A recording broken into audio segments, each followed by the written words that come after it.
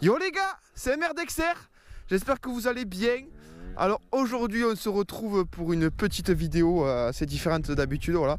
Donc aujourd'hui ça sera un petit tuto wheeling en mode ralenti, en gros à la Graham Jarvis comme vous voulez un peu. Ouais, du coup je trouvais que c'était sympa de faire un petit tuto parce que j'ai regardé qu'il n'y en avait pas. Il y avait des tutos wheeling en pagaille, ça c'est clair, mais des tutos wheeling au ralenti, il n'y en a pas beaucoup. Donc le peu que je sais faire entre guillemets, je vais essayer de vous l'expliquer pour ceux qui désireraient le réaliser. Bon, ça sert jamais à un enduro, hein, pas vraiment, mais bon, c'est on va dire des petites babioles, de la petite technique voilà, qui est sympa à faire. Bon, c'est pas vraiment utile, mais comme je dis, mais c'est sympa et c'est rigolo à s'amuser à faire. Hein. Donc voilà, donc là si vous voulez le faire les gars, de préférence, je vais me faire engueuler je sais, mais prenez une route, hein. Du béton, du bitume, parce que si vous faites ça dans un champ, la moindre bosse, le moindre trou, quoi que ce soit, ça va vous déstabiliser et vous progresserez pas quoi. Donc là voilà, comme vous le voyez, je suis perdu en pleine cambrouse, il n'y a pas une habitation à moins de 300 mètres d'ici. Je suis en pleine vigne, une petite route bétonnée, il n'y a pas de voiture qui passe, je suis tranquille. Donc voilà, essayez de trouver un truc convenable, plat de préférence. Après, moi je me suis entraîné au début à monter, et à monter c'est pas mal. Et ensuite, maintenant je teste la descente, et la descente c'est vrai que c'est beaucoup mieux que la montée, mais bon c'est vrai qu'au début c'est toujours plus simple de le faire en montée parce que le point d'équilibre est moins loin qu'en descente ou sur du plat. Donc voilà, là on est avec un 450 WRF, mais je vais vous faire des vidéos aussi avec le 125 puisque c'est le même principe. Oui aussi je vais me faire engueuler encore une fois, mais pour commencer, basket les gars, c'est malheureux, mais avec les bottes on sent pas bien le frein parce qu'il va falloir gérer un maximum avec le frein, presque pas avec l'accélérateur ni quoi que ce soit, tout se passe presque au frein. Au niveau du positionnement, un doigt toujours sur l'embrayage. Certaines personnes peuvent faire à deux, mais c'est toujours mieux un doigt. Il faut aller chercher son point de patinage. Je ne sais pas si vous savez ce que c'est quand tu lâches l'embrayage, que la moto elle commence à partir. Et quand je suis en wheeling, en fait je m'en sers de cet embrayage. Il y a des wheelings où on ne s'en sert pas, mais là concrètement on s'en sert.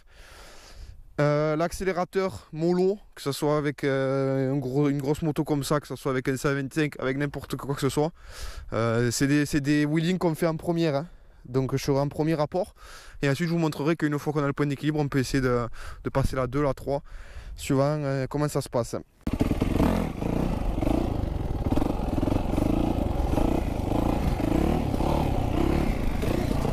Là je vous en ai fait un petit, mais il n'est pas terrible.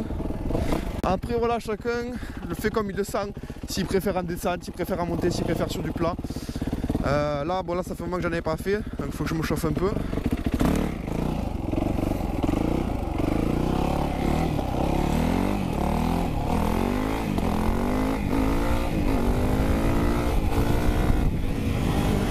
Voilà, là vous avez vu en fait, j'ai fait un wheeling de gros fils de pute, c'est de la merde. J'étais à 1, j'ai passé la 2, la 3 et puis la 4 et puis j'ai fini par m'écraser comme une merde parce que j'étais pas sur le point d'équilibre. En fait, sur le positionnement, il faut vraiment être le plus loin de la selle. Au plus dur, c'est pas de tenir de haut en bas, c'est de gauche-droite. Moi, je ne le conçois pas comme ça, de lever, freiner.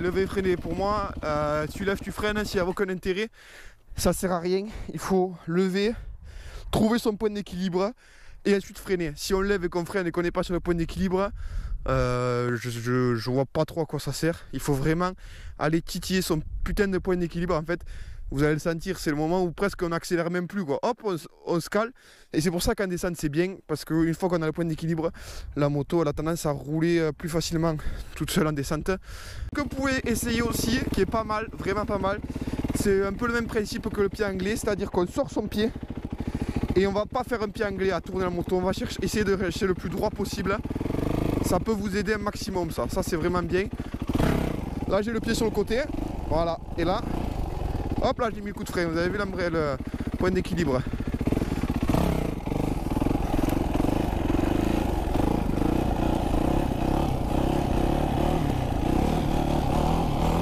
Voilà, là j'avais le pied en bas, j'ai commencé avec le pied, et en fin de course je l'ai mis.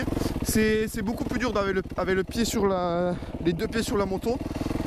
parce que le point d'équilibre est beaucoup plus loin, alors que quand on a le pied en dehors de la moto, le point d'équilibre est plus bas, donc on va dire qu'on crée moins quoi.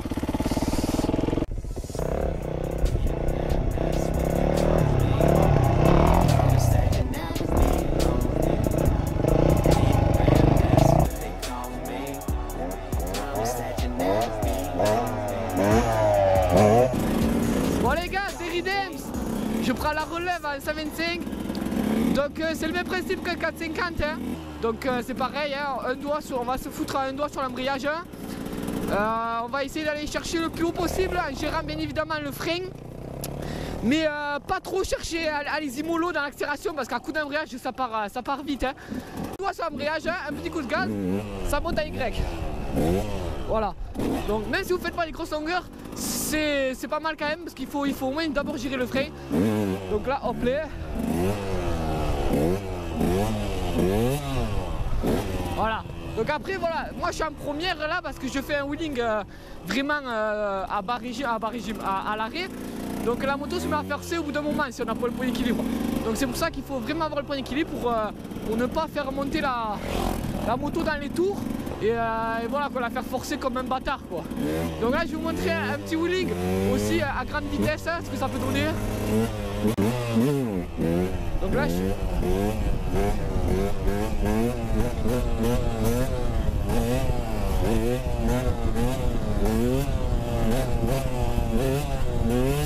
voilà, donc vous voyez en fait, même si je suis en troisième, hein, il faut vraiment choper le point d'équilibre parce que comme vous allez le voir, j'appuie pas vraiment bien sur le frein parce que je me mets pas assez en Y.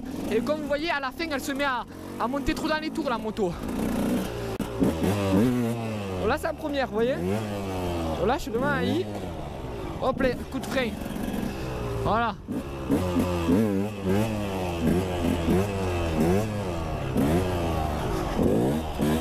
Et voilà. Donc voilà, le principe c'est toujours le même, hein, c'est avoir le frein. Et une fois qu'on a le frein, ben, tout est joué. D'après ce que j'ai compris, mon frère m'a ridiculisé. Donc on va essayer de se rattraper. Je vais vous faire un petit wheeling rapide on va dire. Donc je pars en deux et j'essaie de passer les rapports. Là en 2. 4. 5. Ah pour le temps. Quand j'ai passé la 5, il aurait fallu que je reste en 4. En fait quand vous passez les vitesses les gars, il faut vraiment être en point d'équilibre. Par contre attention, ça met un sacré coup de cul. Après vous pouvez partir à n'importe quelle vitesse hein, suivant la moto. Vous avez moi je sais que je peux partir en 4, en 5.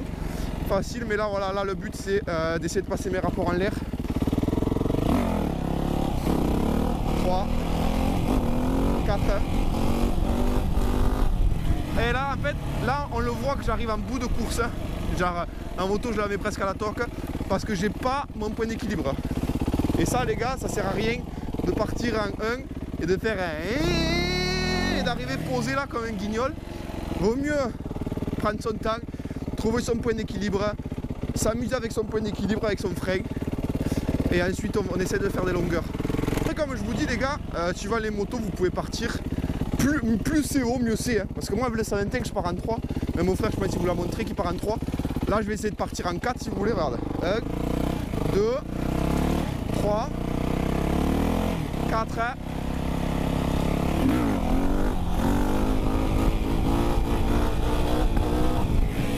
Voilà, donc voilà, j'étais pas sur mon point. Attention l'eau. Ne jamais freiner sur l'eau, on laisse rouler. Donc là j'étais pas sur mon point d'équilibre, mais c'était pour vous montrer que n'importe quelle vitesse ça part. Il suffit d'avoir le coup d'embrayage, le coup d'accélérateur comme il faut. Après cette vidéo, comme je vous ai dit, je suis pas une machine. J'ai juste quelques bases on va dire. N'allez pas dans les commentaires m'assassiner, tu es nul, tu sais pas faire. Je veux juste donner quelques conseils comme j'ai appris moi à certaines personnes qui savent pas du tout les faire quoi.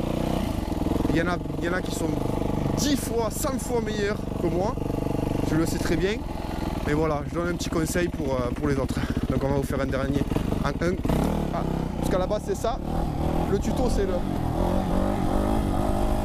Hop là 2. Olé! Là j'étais vraiment sur le point d'équilibre. Sérieux?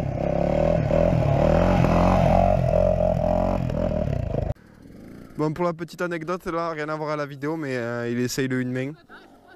Ouais. Ah il reste en 2 donc il part en 2 pour le une main. Oh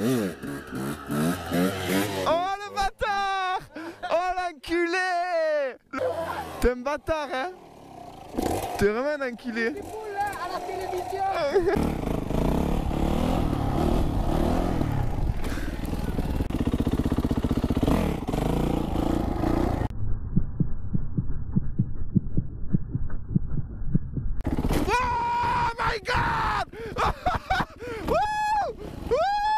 Oh là, j'étais vraiment pas mal là, non? Ah, je l'ai senti, je l'ai senti. Oh.